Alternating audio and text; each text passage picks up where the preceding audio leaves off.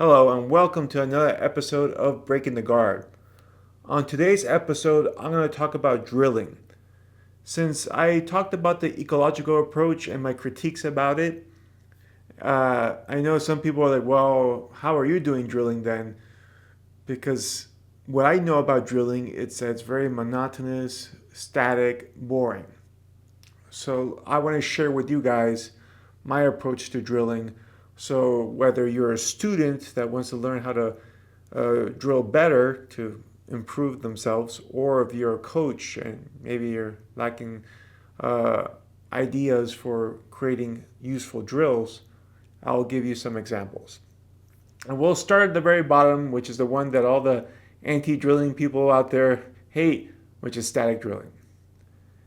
I'll give the basic example again of why static drilling is effective.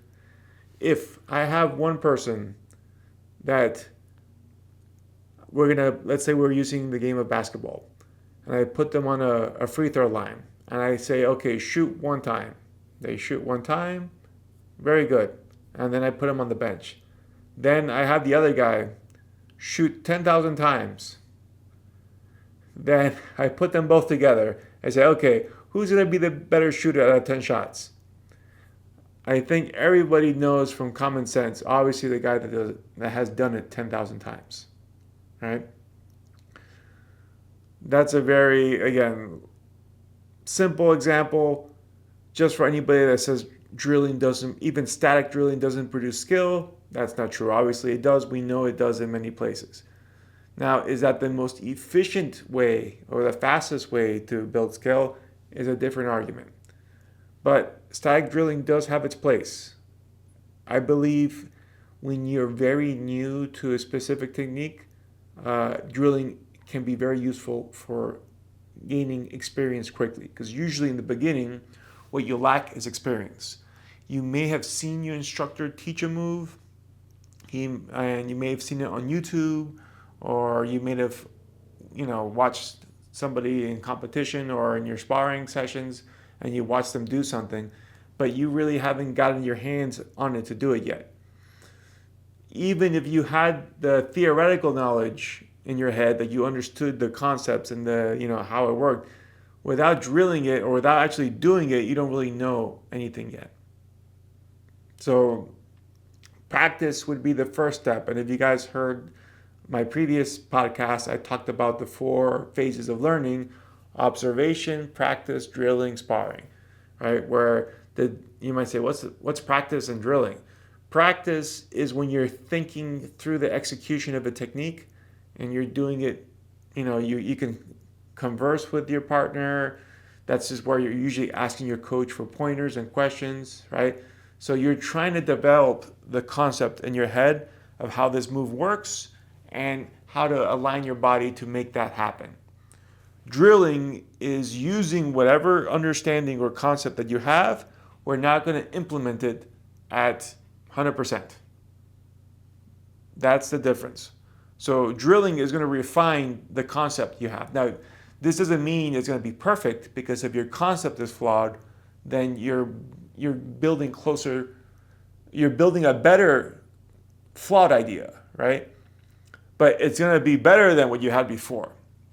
This is why, in my opinion, learning never ends. There's nobody that achieves an ideal state, right? We're always chasing after it. But drilling is going to make whatever you have better than what you started with, because you're going to get more execution of it. You're seeing the position more. And a lot of times when you're doing good with drilling, you will get these little light bulb moments where you realize, oh, I just did on this particular repetition of the drill, I noticed something that I didn't notice before. And that has happened to me quite often during drilling sessions, where then I get a better conceptual understanding of the technique even as I was drilling. And this is just going to happen because the more experience you have with a particular position, a particular movement, you're going to start noticing things. That's the advantage of drilling. Even with static drilling, you're getting a lot of experience very quickly. Normally, to accumulate experience is difficult because you have to go out in the field and it's messy, and sometimes you can get hurt, right? Like if you had to get experience without the martial arts dojo in martial arts or in fighting, you would have to basically go out to the street and pick fights. Not exactly the safest proposition, right? There's concrete, right? You don't know what the other guy knows. He might have weapons, right? So you're not getting into a mutual engagement. That's why it's nice that we can train martial arts at the studio. We have nice mats, they're soft, they're padded. Everybody is in a learning environment. We're working with each other, not trying to hurt each other. Right? Drilling is just a tool to help enhance our skills by getting lots of reps in a safe fashion, right? And drilling is rehearsed. So the static drill is simply me doing a move to somebody, they're not doing anything besides holding a posture, right? For example, if I was drilling double legs, my partner that might just be standing up completely vertical, square, and I'm just going to shoot in, take them down, and then do another rep. That is again the simplest form of drilling, and it has benefit. I think as you approach a new technique, the drilling is that type of static drilling is useful so that you start understanding how the move flows and how your body is supposed to go and where it's supposed to align. As you get more advanced, I believe that it's diminishing returns as far as like if I'm getting into like several thousand reps worth of static drilling, I'm probably not making huge gains on each drilling session, right? But in the beginning, if you have like less than 1,000 reps, you're gonna probably make a good amount of gains early, especially the early ones. Like when you get your first 100 reps in, your 100th rep is gonna look a lot cleaner than the first rep, right? And I can assure you, your 1,000th rep is gonna be a lot better than the 100th rep. So static drilling has its place. You can do static drilling from just about any position, guard passing, guard retention, like someone passes your guard, now I have to work on my hip escapes. Your partner is, again, since it's static, he's just giving you posture, right? So that you can move off of him. Since, especially for grappling, we need a body to work with. I can shadow it, but it's going to be a little funky, right? Especially if I'm trying to drill a submission. I can like air kimura, but it's not going to give me the same feedback, right? So having a partner, even when they're static, is useful for providing that to you. Now, what would be the goal of static drilling? Like I said, getting those reps in, especially those first 1,000 reps, I think are going to be very important for you to get like a good understanding of how this technique works. How long should you be drilling for in a static drilling environment? It could be as long as you want. How many reps do you want to get in this session? When you're doing a very simple static drill, which is just like, me doing the move, you can easily knock out 100 reps and probably 15 to 30 minutes, depending on, how many movements you're making. But that is not a particularly difficult drilling session. I would also say you shouldn't be going for the reps in speed. And what I mean by that is I shouldn't be trying to finish as quickly as possible. This is why sometimes setting numbers, like, okay, I want to hit 100 reps today, could work against you. If I have the goal, like I want to hit 100 reps today on my double leg takedown, that's great. But now the problem is, it's 11:30. I want to have lunch at 12. I only got 30 minutes. I'm going to really just push the reps quickly. Not great, because now you're going to be rushing. And what's going to happen, you're probably going to start having some sloppy reps. And if you're doing sloppy repetitions, that's working against you now. So a good rule of thumb is if you have a sloppy rep, you do 10 more to make up for it. That's going to make you not want to be sloppy or fast or rushed. At the same time, if I'm working too hard, too fast, I'm going to fatigue.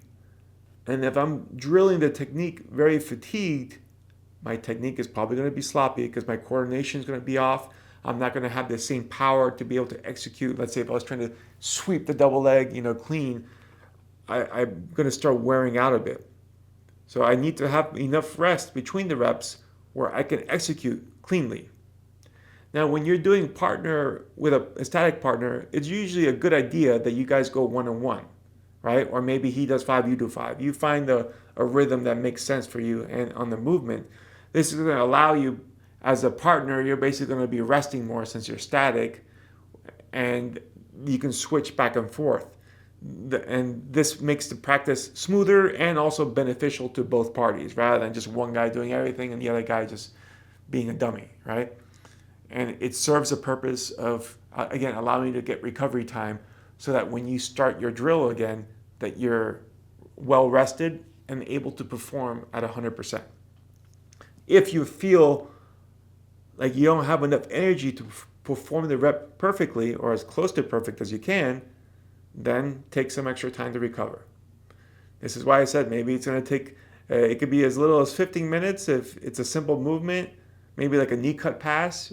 Again, low energy expenditure, not a lot of movement. So you can probably, go through those a lot faster. Whereas if you're doing like a sweeping double leg, there's a lot more movement, there's a lot more energy expenditure. So you're probably going to have to take more breaks, right? But again, it doesn't have to be 100 reps.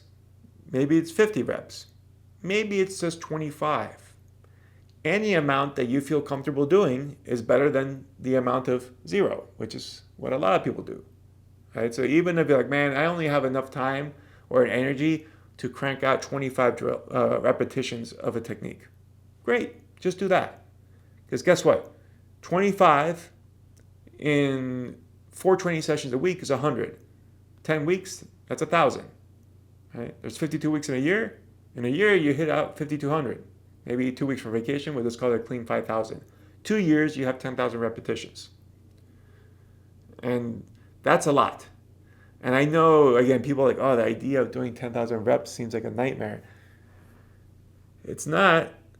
I know the guys from Team Lloyd Irvin were big on doing the drills. Again, there's a book called Outliers that talks about a 10,000 hour rule, where they noticed that business professionals and inventors and all sorts of high achievers, outliers, usually started reaching the point of great success once they were in that 10,000th hour of their trade, right? Whether it was, computer programming, or it was, working the stock exchange, or whatever the trade was, they needed that certain amount of experience before things started clicking.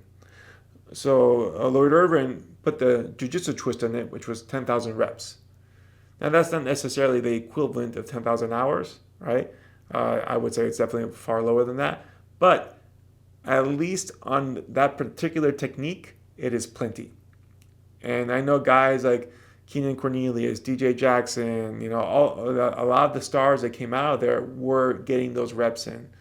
And they were doing it on their well-known moves. Like DJ's was like blast double, and he's taking on everybody. That Keenan was like Kimura traps and triangle chokes, right?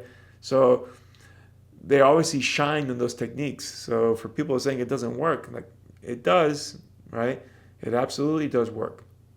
And it doesn't have to be done overnight. In fact, it's probably better if it stretches out for longer, right? You're not just trying to, if it was theoretically possible to do 10,000 reps in one day, it probably wouldn't be worth doing, right? It's a fact that it is going to take months to complete. Now, if you were doing a lot of reps quickly, like or more reps, like 100 reps every training session, and you train, 30 days in a month, you can get there in less than 6 months to get to the 10,000, right? So it just depends on how fast you're working. But whether you do it in 6 months, you do it in 2 years, you do it in 5 years, it's better than not doing it. So this is just static drilling. I'm trying to give you some perspective on how this can be used. Let's move on to something that's a little more sexy, because maybe you're like, man, the idea of me just doing a static drill is obnoxious. I'm like, okay, fine, fair enough. We could then do rehearsed drilling, right? And this to me was more of what I was doing, especially for ADCC training camps and whatnot. This is applicable for all skill levels. And what a rehearsed drill would be is it's choreographed, where both players have a part. And we know what each guy is going to do, and we're training our responses to it. For example, let's go back to the double leg. I'm going to shoot the double leg. Now, this time, rather than just shoot whenever I want, maybe I'm operating off a cue, right? And that cue might be something as simple as we're both faced off in a wrestling stance, and my partner postures up real quick. The moment he postures up, I shoot. Now, he's giving me some feedback, and I'm recognizing that when he moves out of posture because obviously when I'm wrestling, the lower I am, the harder it is to shoot at me. If he postures up, now he's given me a window to shoot in quickly. So I can use that as a cue. So I'm building reaction time now, and I'm also building pattern recognition. So that whenever I see my opponent's head posture up, boom, I'm going to shoot. So that's one thing. I can use different signals to produce reflexes. The other is that now when I shoot, rather than him just giving me the shot, he is now going to sprawl, right? So not only am I getting feedback, he is getting feedback, right?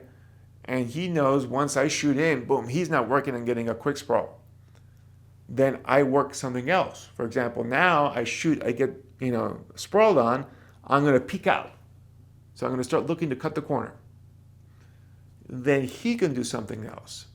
And this is obviously, you can see where this is going, right? Where you can go many moves. So now maybe I go into a peek out, and now he goes to, let's say, pull guard, right? Rather than get his back taken. Now when he pulls guard, I work my knee cut pass, and then if we wanted to finish the drill right there, I knee cut pass, step around armbar, I win the sequence, right? And that whole movement is one rep, right? We can then do this, each guy going back and forth, and just doing that can be a training session, right? And I had many training sessions for ADCC, which would be like 2 or 3 of these, and I would do, I think it was either 50 or 100 reps. I'm not sure how many, but they were long. It usually took somewhere between 45 minutes to an hour and a little bit to complete these. And we were doing drills that were ADCC specific. So it was a lot about getting a takedown and the guy going to fours and then trying to score off the four, right? Off the turtle position. Or also working the defensive side of not getting scored on. And what is this doing? We're drilling timing, building our hand-eye coordination, reflexes, power, and technique. And this has the same stipulation as the static drilling, which is I want all the reps to be clean. If they start getting sloppy, I got to slow down, get some more recovery time, and really focus. I don't want to do sloppy reps. And especially with these choreographed ones, since they're more movements, it's more energy intensive, I need to give myself the appropriate time. I know my brother and I, we used to work with a rep count. I wasn't worried about a time limit, so it didn't really matter. But if you're more in a time crunch, it might just be better just to have a timer instead of reps, right? Where I say, okay, we're just going to drill for 30 minutes. So it's not like, I need to get as many drill repetitions as possible. That doesn't matter. We're just working this position, and this drill for time. That way, I'm concerned about people rushing reps, right? Because if I tell you, there's 50 reps, you're a pro fighter, you got a lot of things going on, you're tired, you're going to try to speed up and finish before everyone else so you can get out of the gym early. That's not the motivation I want you under. I rather that I have you stuck here for 30 minutes, okay? So there's no reason to go faster. In fact, if you were trying to be if you wanted to be the laziest, you would go slower, right? But ideally, you're just working at 100%, not 120%, not 80%, 100%, so that you don't burn out, your technique's clean, nothing sloppy, we're getting good quality reps, and also importantly, we're not getting hurt, right? As there's more motions now, both guys are moving. The risk of getting hurt while doing choreographed drills is very low, but it's not zero. Now, I've never been hurt doing a choreographed drill, and I can't think of anyone that has, to be honest, but I can't claim this zero, right? Uh, but if you start getting too tired and you start getting sloppy, then yeah, there is a chance that maybe you slip, or your shoulder slams into the guy's hip and you pop your shoulders and like that. Like, so we got to make sure that we're staying fresh enough so that we can execute clean technique, because that's the point of this. Clean technique. We're trying to make our technique very clean.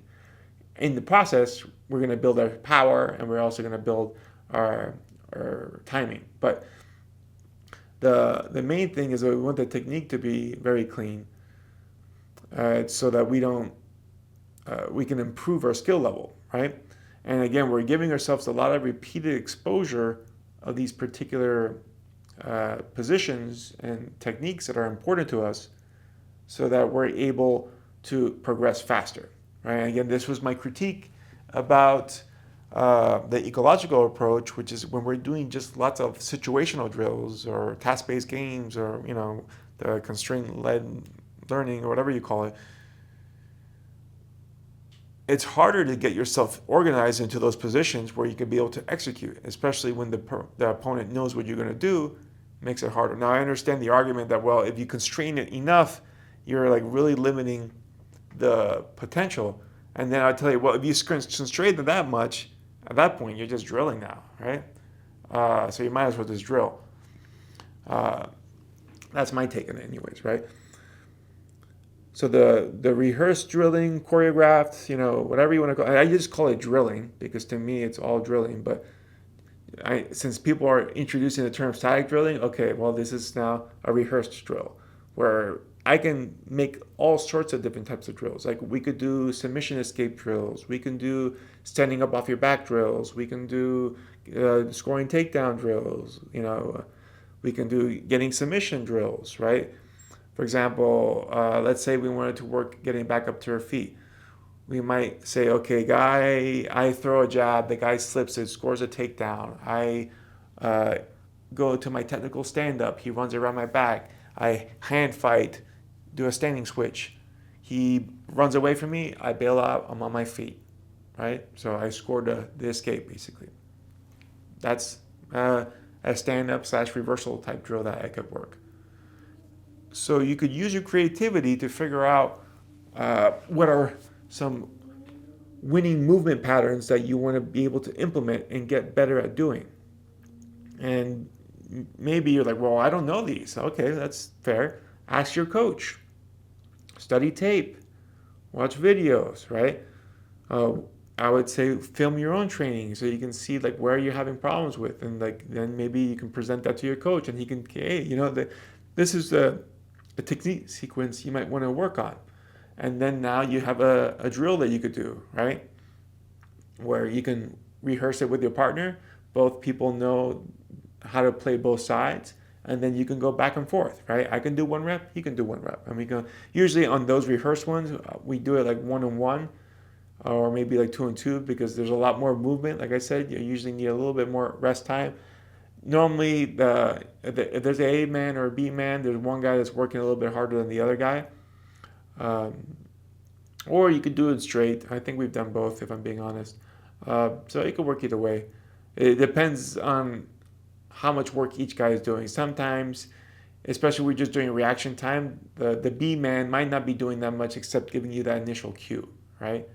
But if it's a more involved one where both people are playing thoroughly, then you're probably both going to fatigue at a similar pace.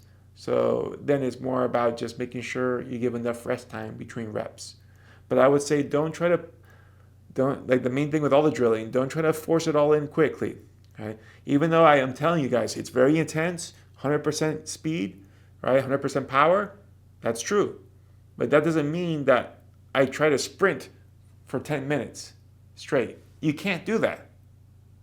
Definition, you could sprint for like a minute, maybe, and that's it. All right, now you're going to start tapering off, right? So you have to chunk it out enough so that if I'm doing this sequence, I sprint it, but then I give myself enough rest so that I can then sprint it again. What's the proper amount of interval for rest? Typically 3 to 4 seconds long. If it took you, let's say, 5 seconds to complete your sequence, rest for 3 to 4 times longer than that. 15, 20 seconds. That is going to give you enough time for your body to recoup so then we can execute this drill again. Now you might say, man, that's going to eat up a lot of time. It could, right? Now, do you need a full 15, 20 seconds?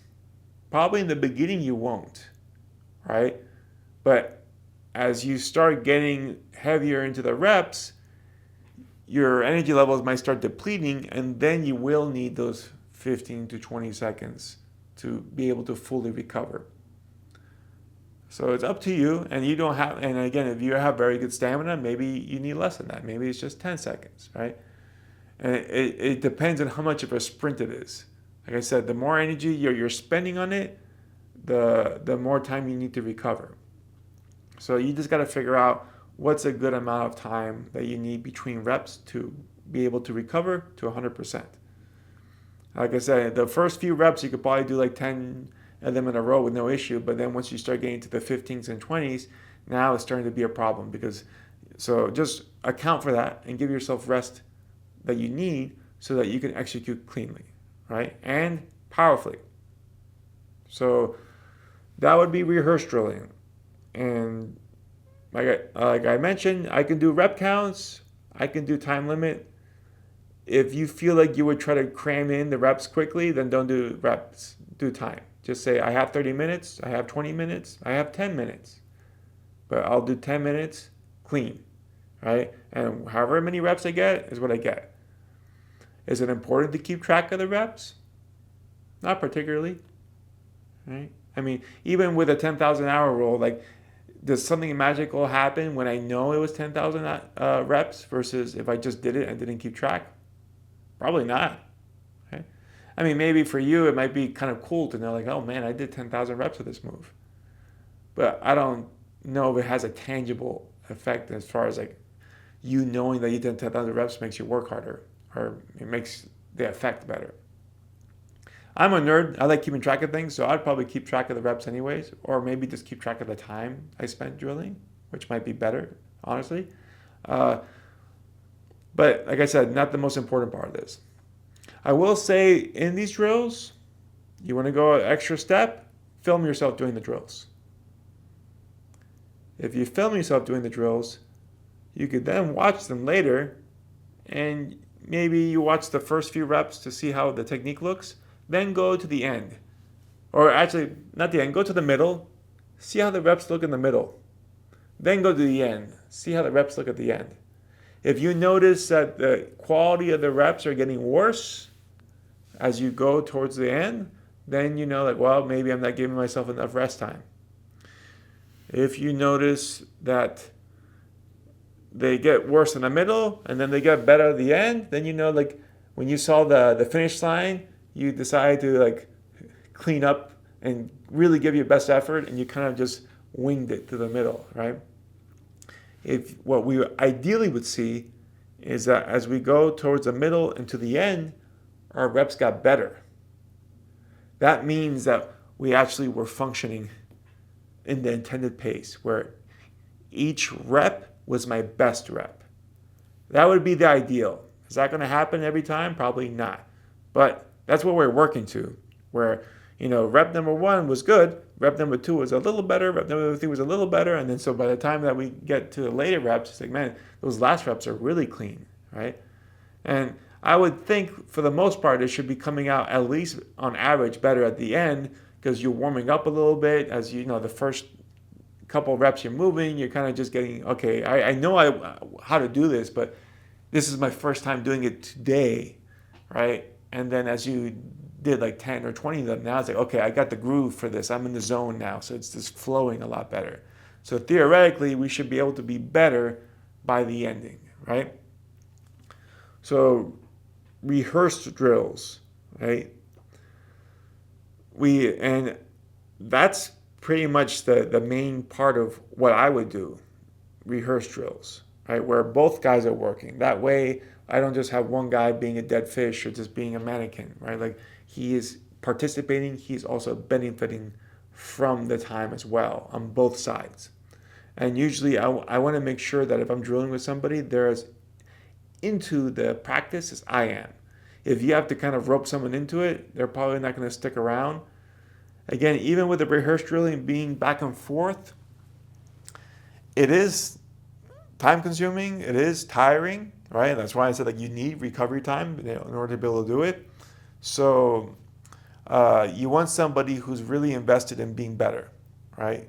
And that way that the both of you can motivate each other. Because if you both are just looking for a way out, you're going to find the way out of it and quit early or get sloppy.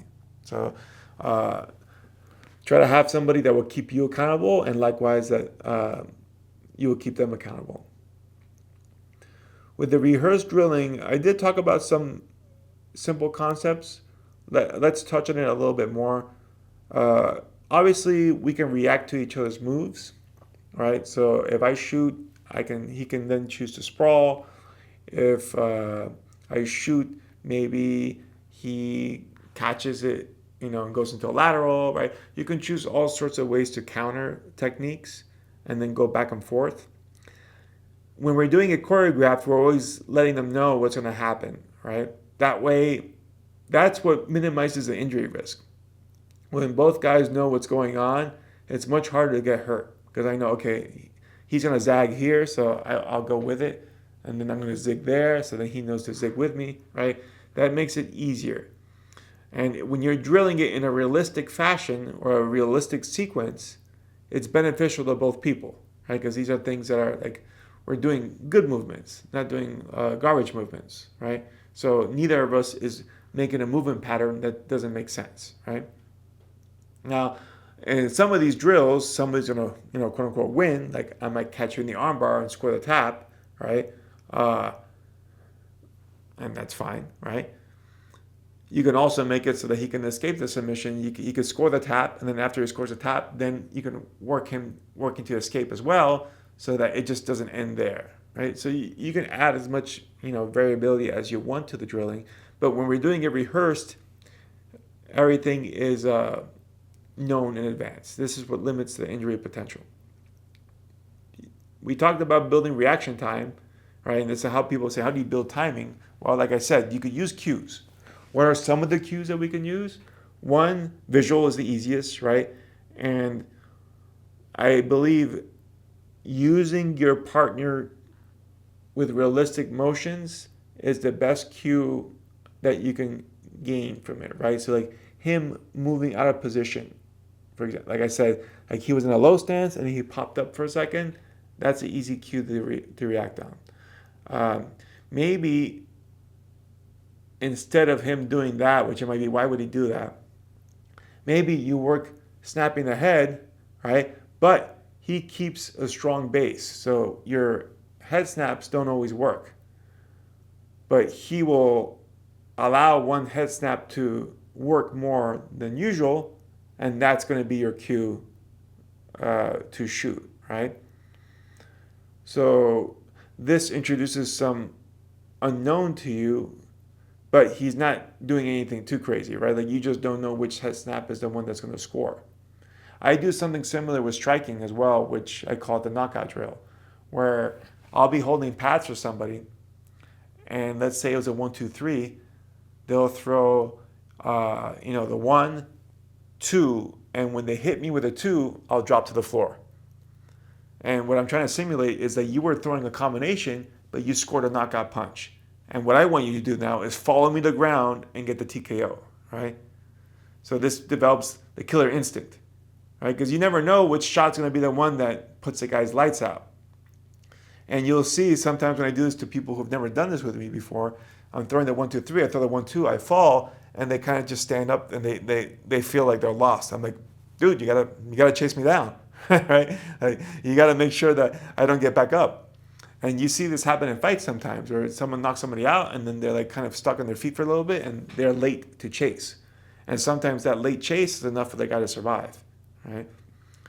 So, I mean, I could do this on a striking drill. This is similar in this wrestling situation, right? Where I'm snapping the head and, he's not really giving me that much of a reaction to the head snap. And then on one of the snaps, he really, lowers.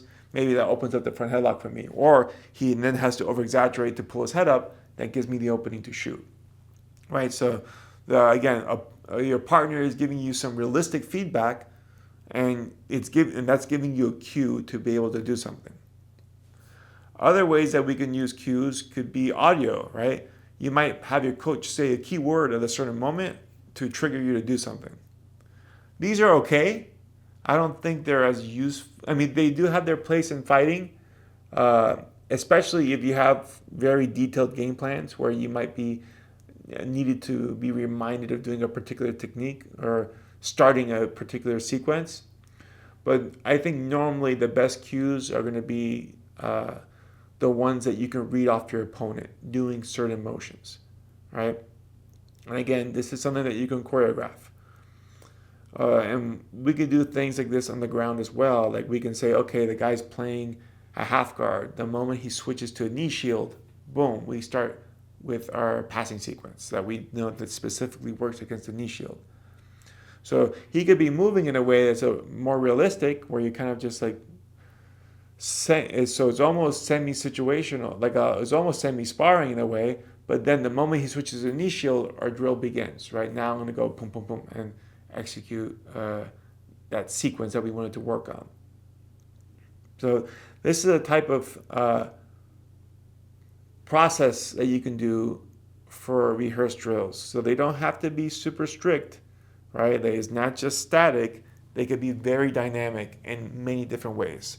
And we can come up with all sorts of sequences, right? And I would encourage you to do so. Write them on a piece of paper and think about the sequences that you really want to get better at. Like, for example, one sequence that I think everybody could benefit from is being able to take the back and score your hooks quickly, right? There's lots of scramble situations that we get into, arm drags, or when we duck under that we have to chase the back. And a lot of people struggle to be able to score the mount with the back mount with the seatbelt and the hooks in, or a body triangle. So that might be a particular sequence that you want to rehearse where you can get really good at that. So it might be like, I went to arm drag. He gave me some back exposure. Now I have to try to trip him, put him on his fours. Then I'm able to jump onto the hooks, get my seatbelt, maybe power half to break him down. Then once he's on his back, go into a body triangle and then start looking for chokes, right? And that would be a very one-sided drill. So maybe once I get the body triangle, then we can switch. Okay, now the guy on bottom is going to work his body triangle escape. So he might do that hand lever, scissor the hips, break free, and then turn into you. And, you can make it dynamic so that both people are getting value from it. You're getting back taking skills, he's getting back escaping skills, right? So I don't want to beat a dead horse too much here. I think I've been making the same points, and I'm doing it because I feel it's very important, right? So static drilling is very easy to do. I feel for your first 100 to 1,000 reps, you could probably get a lot of value of it. Certainly you're going to get more value as you do more of it, but it's going to be diminishing returns as you start getting higher in the rep counts. But I do believe it has its place, especially for beginners. I wouldn't neglect doing it, especially when there are certain skills that you're trying to build speed on, right? And this is why wrestling tends to work really well with static drilling, because a lot of times it's just boom, getting that explosion of a shot or a good bridge, and that requires power. It's hard to do a double leg slowly, right? Or to do a back bridge slow. Like, you need to pop your hips into it. You need to explode off that drive leg. So a static drill allows you to do that safely. So to me, static drilling will work really well there. In certain sequences, like submission sequences and whatnot, you can still benefit from static drilling, but you can also benefit from doing a rehearsed drill quite well there.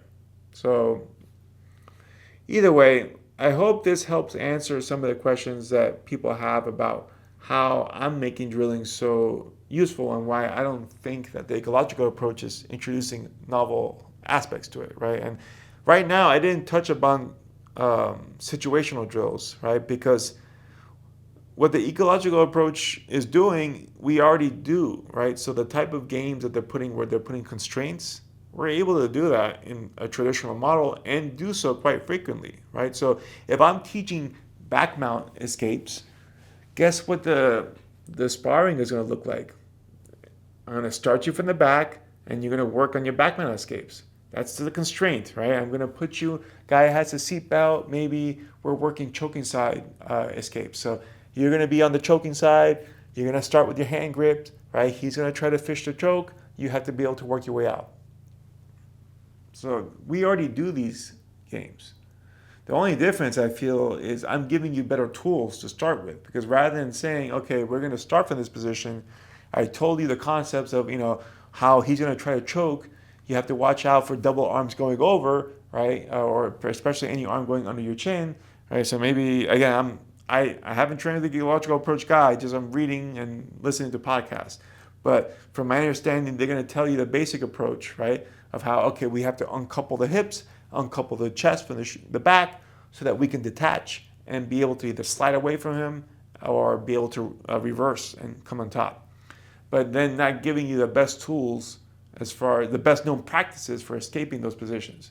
So then you're going to have to figure out and probably get choked a bunch of times or just get stuck and figure out the long way. Whereas I'm going to tell you, okay, like if I just put out a new course a couple weeks ago covering back mount escapes from body triangles and whatnot. So I'm going to say, this is the best known practices that I know how to get out of here, explaining those same concepts. Like you have to uncouple the hips so that his hips are not behind yours and that his chest is not behind your back, so that you'll be able to start pivoting away from him and be able to face him, right? And this particular method I'm going to show you is how we accomplish this goal.